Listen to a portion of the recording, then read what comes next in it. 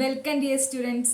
ഇന്ന് നമ്മൾ എടുക്കാൻ പോകുന്നത് ഡയറക്റ്റിംഗ് എന്ന ചാപ്റ്ററിലെ ഒരു പുതിയ ടോപ്പിക്കാണ്, ഇമ്പോർട്ടൻസ് ഓഫ് കമ്മ്യൂണിക്കേഷൻ. എന്താ നോക്കാം. കമ്മ്യൂണിക്കേഷന്റെ ഇമ്പോർട്ടൻസ് ഡിസ്കസ് ചെയ്യുന്നതിന് മുൻപേ നമുക്ക് കമ്മ്യൂണിക്കേഷൻ എന്താ നോക്കാം. Communication may be defined as an exchange of facts, ideas, opinions, or emotions between two or more persons to create mutual understanding. Communication എന്ന് പറയുന്നത് ഒരു പ്രോസസ്സാണ്. അതിൽ അറ്റ്ലീസ്റ്റ് 2 വ്യക്തികളെങ്കിലും വേണം.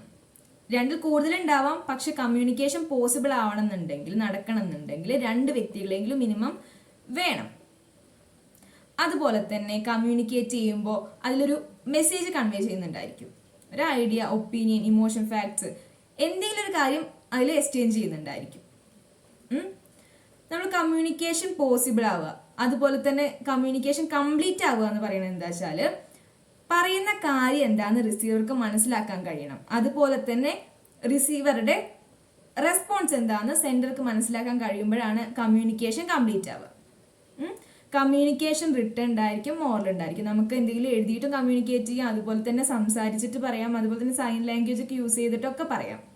അങ്ങനെയൊക്കെ കമ്മ്യൂണിക്കേഷൻ പോസിബിൾ ആവുന്നുണ്ട്. അതുപോലെ തന്നെ കമ്മ്യൂണിക്കേഷൻ ഫോർമൽ ആയിട്ടുള്ള കമ്മ്യൂണിക്കേഷൻ ഉണ്ടായിരിക്കാം, ഇൻഫോർമൽ ആയിട്ടുള്ള കമ്മ്യൂണിക്കേഷൻ ഉണ്ടായിരിക്കാം.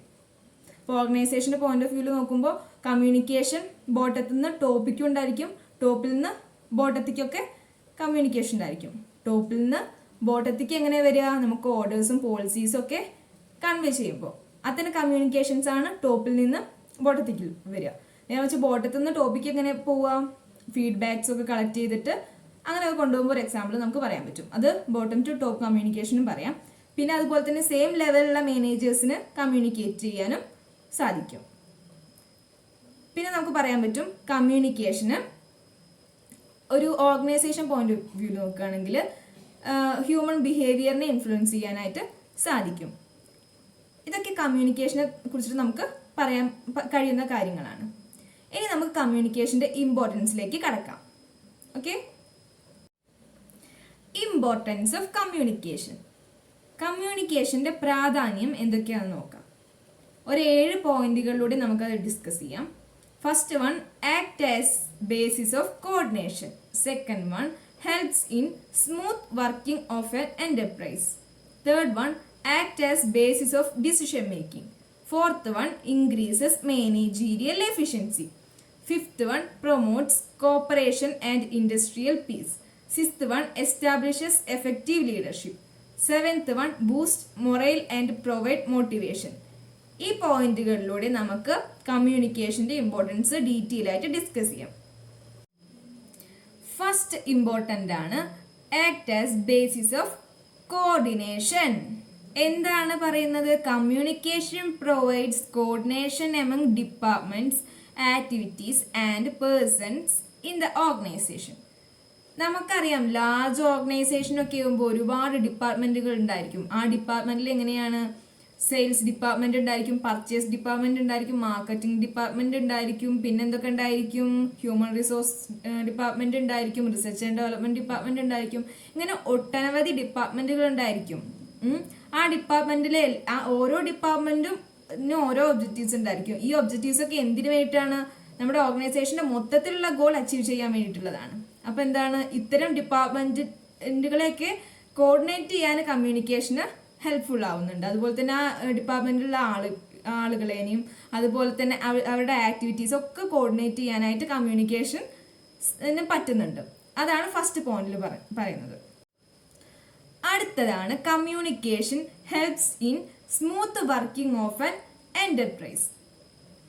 അതായത് കമ്മ്യൂണിക്കേഷൻ ഒരു എന്റർപ്രൈസിന്റെ സ്മൂത്ത് വർക്കിങ്ങിന് ഹെൽപ്പ് ചെയ്യുന്നുണ്ട്. It is only communication which makes smooth working of an enterprise possible. All organizational interactions depends on communications. ഒരു ഓർഗനൈസേഷന്റെ തുടക്കം മുതൽ അവസാനം വരെ എത്ര കാലം നിലനിൽക്കുന്നുണ്ടോ അതുവരെ കമ്മ്യൂണിക്കേഷൻ അവിടെ നടന്നുകൊണ്ടിരിക്കുന്നുണ്ട്.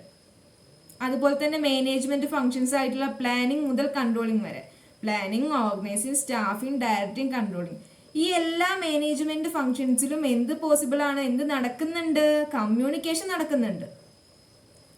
അതുപോലെ തന്നെ കമ്മ്യൂണിക്കേഷൻ ഏത് രീതിയിലൊക്കെ നടക്കുന്നുണ്ട്? വെർട്ടിക്കൽ കമ്മ്യൂണിക്കേഷൻ നടക്കുന്നുണ്ട്, ഡയഗണലി നടക്കുന്നുണ്ട്, ഹൊറിസോണ്ടലി കമ്മ്യൂണിക്കേഷൻ ഒക്കെ നടക്കുന്നുണ്ട്. ഒരു ഓർഡറൊക്കെ നമുക്ക് പോളിസീസും അവരുടെ ഒബ്ജക്റ്റീവ്സും ഒക്കെ കൺവേ ചെയ്യണമെന്നുണ്ടെങ്കിൽ top level management lower level മാനേജ്മെന്റിലേക്ക് കമ്മ്യൂണിക്കേഷൻ നടക്കുന്നുണ്ട്. അങ്ങനെ കമ്മ്യൂണിക്കേഷൻ നടക്കുന്നുണ്ട്. അതുപോലെ തന്നെ വല്ല ഫീഡ്ബാക്ക് ഒക്കെ കൊടുക്കേണ്ടി വന്നു കഴിഞ്ഞാൽ അത് ലോവർ ലെവലിൽ നിന്ന് ടോപ്പ് ലെവലിലേക്ക് കമ്മ്യൂണിക്കേഷൻ നടക്കുന്നുണ്ട്. അതുപോലെ തന്നെ ഒരേ ലെവലിലുള്ള മാനേജേഴ്സിന് പരസ്പരം തമ്മിൽ കമ്മ്യൂണിക്കേഷൻ, ഇത്തരം കമ്മ്യൂണിക്കേഷൻസ് ഒക്കെ നടക്കുന്നുണ്ട്. അതുകൊണ്ട് തന്നെ നമുക്ക് പറയാൻ പറ്റും കമ്മ്യൂണിക്കേഷൻ ഒരു എന്റർപ്രൈസിന്റെ സ്മൂത്ത് വർക്കിങ്ങിന് ഹെൽപ്പ് ചെയ്യുന്നുണ്ട്. ഇതാണ് സെക്കൻഡ് പോയിന്റിൽ ഉള്ളത്. തേർഡ് ഇമ്പോർട്ടൻസ് ആണ് കമ്മ്യൂണിക്കേഷന്റെ act as basis of decision making.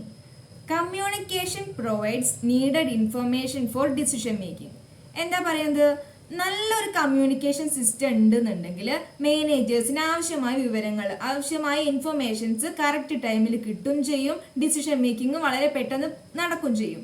എങ്കിലും കമ്മ്യൂണിക്കേഷൻ സിസ്റ്റം നല്ലപോലെ ഇല്ല എന്നുണ്ടെങ്കിൽ, കമ്മ്യൂണിക്കേഷൻ നടക്കുന്നില്ല എന്നുണ്ടെങ്കിൽ വിവരങ്ങൾ കിട്ടാനും ബുദ്ധിമുട്ടാണ്, അതുപോലെ തന്നെ ഡിസിഷൻ മേക്കിങ്ങിനും ബുദ്ധിമുട്ടാണ്. അപ്പോൾ നല്ലൊരു കമ്മ്യൂണിക്കേഷൻ സിസ്റ്റം ഉണ്ടെന്നുണ്ടെങ്കിൽ വളരെ പെട്ടെന്ന് തന്നെ മാനേജേഴ്സിന് ഇൻഫർമേഷൻ കിട്ടാനും അവർക്ക് മാനേജേഴ്സിന് ഡിസിഷൻ മേക്കിംഗ് എടുക്കാനും പറ്റും. അതിന് കമ്മ്യൂണിക്കേഷൻ ഹെൽപ്പ് ചെയ്യുന്നുണ്ട്. അതാണ് തേർഡ് പോയിന്റ്. അടുത്തതാണ് ഇൻക്രീസസ് മാനേജീരിയൽ എഫിഷ്യൻസി. കമ്മ്യൂണിക്കേഷൻ എന്തിന് ഹെൽപ്പ് ചെയ്യുന്നുണ്ട്? മാനേജീരിയൽ എഫിഷ്യൻസി ഇൻക്രീസ് ചെയ്യാൻ വേണ്ടിയിട്ട് ഹെൽപ്പ് ചെയ്യുന്നുണ്ട്. നമുക്കറിയാം ഒരുപാട് മാനേജീരിയൽ ഫങ്ഷൻസ് ഉണ്ട് എന്ന്. ഈ മാനേജീരിയൽ ഫങ്ഷൻസ് ഒക്കെ നല്ല രീതിയിൽ പെർഫോം ചെയ്യാൻ വേണ്ടിയിട്ട് കമ്മ്യൂണിക്കേഷൻ ആവശ്യമായി വരുന്നുണ്ട്. നല്ലൊരു പോസിബിൾ കമ്മ്യൂണിക്കേഷൻ ഉണ്ടെന്നുണ്ടെങ്കിൽ മാനേജീരിയൽ എഫിഷ്യൻസി ഒക്കെ ഇൻക്രീസ് ചെയ്യും. നമുക്കറിയാം ഏതൊക്കെ മാനേജ്മെന്റ് ഫങ്ഷൻസ് ഉണ്ട് എന്ന്. ഏതൊക്കെയായിരുന്നു? Planning, organising, staffing, directing, controlling. നമ്മൾ മുന്നേ പറഞ്ഞിരുന്നു. ഈ എല്ലാ മാനേജീരിയൽ ഫങ്ഷൻസും നല്ലപോലെ മുന്നോട്ട് പോകാനായിട്ട് കമ്മ്യൂണിക്കേഷന്റെ ഹെൽപ്പ് വേണം. മാനേജ്മെന്റ് എന്തെല്ലാം കാര്യങ്ങൾ കൺവേ ചെയ്യുന്നുണ്ട്? ഗോൾസ് എന്താന്ന്, അതായത് ഒബ്ജക്റ്റീവ്സ് എന്താന്ന് കൺവേ ചെയ്യുന്നുണ്ട്, ഇൻസ്ട്രക്ഷൻസ്, അതുപോലെ തന്നെ ഡ്യൂട്ടീസ്, വർക്കുകൾ, ഇങ്ങനത്തെ കാര്യങ്ങളും ഇതിന് പറ്റിയിട്ടുള്ള എല്ലാ കാര്യങ്ങളും മാനേജ്മെന്റ് കൺവേ ചെയ്യുന്നുണ്ട്. അതുകൊണ്ട് തന്നെ എന്ത് പറയാം, കമ്മ്യൂണിക്കേഷൻ ഉണ്ടെങ്കിൽ ഇതെല്ലാം പോസിബിൾ ആയിട്ട് നടക്കും. അതായത് communication helps in increasing managerial efficiency എന്ന് പറയാം. കമ്മ്യൂണിക്കേഷന്റെ അടുത്ത ഇമ്പോർട്ടൻസ് ആണ് promotes cooperation and industrial peace. Communication promotes cooperation and mutual understanding between the management and workers. എന്താ പറയുന്നത്? എല്ലാ മാനേജ്മെന്റിന്റെയും ലക്ഷ്യം എന്തായിരിക്കും? ഒരു എഫിഷ്യന്റ് ആയിട്ടുള്ള ഓപ്പറേഷൻ ആയിരിക്കും. എല്ലാ കാര്യങ്ങളും നല്ല രീതിയിൽ എഫിഷ്യന്റ് ആയിട്ട് മുന്നോട്ട് പോകുക എന്നതായിരിക്കും ഒരു മാനേജ്മെന്റിന്റെ ലക്ഷ്യം. അതെങ്ങനെ പോസിബിൾ ആവുന്നത്? അതായത് മാനേജ്മെന്റും വർക്കേഴ്സും തമ്മിലൊരു കോപ്പറേഷൻ ഉണ്ടെങ്കിൽ അത് പോസിബിൾ ആവും. അതുപോലെ തന്നെ ഫാക്ടറിയിൽ ഒരു ഇൻഡസ്ട്രിയൽ പീസ് ഉണ്ടെങ്കിൽ, നിലനിൽക്കുന്നുണ്ടെങ്കിലും അത് പോസിബിൾ ആവും. അതെങ്ങനെയാണ് പോസിബിൾ ആവുക? Communication promotes corporation. കമ്മ്യൂണിക്കേഷൻ വഴിയാണ് ഇതൊക്കെ പോസിബിൾ ആവുക. കോപ്പറേഷൻ പ്രൊമോട്ട് ചെയ്യുന്നുണ്ട്. അതുപോലെ തന്നെ മ്യൂച്വൽ അണ്ടർസ്റ്റാൻഡിങ്, ആര് തമ്മിലുള്ള മാനേജ്മെന്റും വർക്കേഴ്സും തമ്മിലുള്ള ഒരു മ്യൂച്വൽ അണ്ടർസ്റ്റാൻഡിങ് ഒക്കെ കമ്മ്യൂണിക്കേഷൻ പ്രൊവൈഡ് ചെയ്യുന്നുണ്ട്. ഒരു 2-way കമ്മ്യൂണിക്കേഷനിൽ അത് പോസിബിൾ ആവും. അപ്പോൾ അടുത്ത കമ്മ്യൂണിക്കേഷന്റെ ഇമ്പോർട്ടൻസ് ആയിരുന്നു promotes cooperation and industrial peace. അടുത്ത ഇമ്പോർട്ടൻസ് ആണ് എസ്റ്റാബ്ലിഷസ് എഫക്റ്റീവ് ലീഡർഷിപ്പ്. എന്താ പറയുന്നത്? Communication is the basis of leadership. Effective communication helps to influence subordinates. അതായത് ലീഡർഷിപ്പിന്റെ ഒരു ബേസിക് ആയിട്ടുള്ള കാര്യമാണ് കമ്മ്യൂണിക്കേഷൻ. നല്ലൊരു കമ്മ്യൂണിക്കേഷൻ ഉണ്ടെന്നുണ്ടെങ്കിൽ, നല്ല എഫക്റ്റീവ് ആയിട്ടുള്ള കമ്മ്യൂണിക്കേഷൻ ഉണ്ടെന്നുണ്ടെങ്കിൽ സബോർഡിനേറ്റ്സിനെ ഇൻഫ്ലുവൻസ് ചെയ്യാൻ പറ്റും. അതായത് ലീഡർക്ക് സബോർഡിനേറ്റ്സിനെ ഇൻഫ്ലുവൻസ് ചെയ്യാൻ പറ്റും. കൺവേ ചെയ്യുന്ന കാര്യങ്ങൾ ക്ലിയർ ആയിരിക്കും. അതുപോലെ തന്നെ അവർക്ക് എന്തൊക്കെ ഡ്യൂട്ടീസ് ചെയ്യണം, അങ്ങനത്തെ കാര്യങ്ങളൊക്കെ നല്ല രീതിയിൽ പറഞ്ഞു കൊടുക്കാനും എങ്ങനെ പ്രവർത്തിക്കണം എന്ന് പറഞ്ഞു കൊടുക്കാനൊക്കെ ഒരു ലീഡർക്ക് സാധിക്കും. അതുപോലെ തന്നെ പറയുന്ന കാര്യങ്ങൾ സബോർഡിനേറ്റ്സിന് മനസ്സിലായി കഴിഞ്ഞാൽ ലീഡർക്ക് നല്ലൊരു കമ്മ്യൂണിക്കേഷൻ സ്കിൽ ഉണ്ട് എന്ന് പറയാൻ പറ്റും. പറയുന്ന കാര്യങ്ങൾ മറ്റുള്ളവർക്ക് മനസ്സിലാക്കുകയും വേണം. പറഞ്ഞാൽ മാത്രം പോരെ, നമ്മൾ എന്തെങ്കിലും പറഞ്ഞു എന്ന് വെച്ചിട്ട് കാര്യമില്ല, അത് റിസീവർക്ക് മനസ്സിലാവുകയും ചെയ്യണം. അപ്പൊ പറയുന്നത് എസ്റ്റാബ്ലിഷസ് എഫക്റ്റീവ് ലീഡർഷിപ്പ്. ലീഡർഷിപ്പിന്റെ ഒരു ബേസിസ് ആയിട്ട് കമ്മ്യൂണിക്കേഷൻ പ്രവർത്തിക്കുന്നുണ്ട്. കമ്മ്യൂണിക്കേഷന്റെ ലാസ്റ്റ് ഇമ്പോർട്ടൻസ് ആണ് നമ്മൾ ഡിസ്കസ് ചെയ്യുന്നത്. ഏതാണ്? Boost morale and provides motivation. ഇവിടെ എന്താ പറയുന്നത്? An efficient system of communication enables management to motivate, influence and satisfy the subordinates. It helps to boost morale of employees and managers. അതായത് നല്ലൊരു communication system, efficient ആയിട്ടുള്ള communication system ഉണ്ടെന്നുണ്ടെങ്കിൽ മാനേജ്മെൻറ്റിന് എന്തൊക്കെ help ഉണ്ട്? അവിടുത്തെ സബോർഡിനേറ്റ്സിനോട് അവരെ ഇൻഫ്ലുവൻസ് ചെയ്യാനും അവരെ മോട്ടിവേറ്റ് ചെയ്യാനും അവരുടെ ഡിഫറെൻ്റ് ആയിട്ടുള്ള നീഡ്സിനെ സാറ്റിസ്ഫൈ ചെയ്യാനൊക്കെ സാധിക്കും.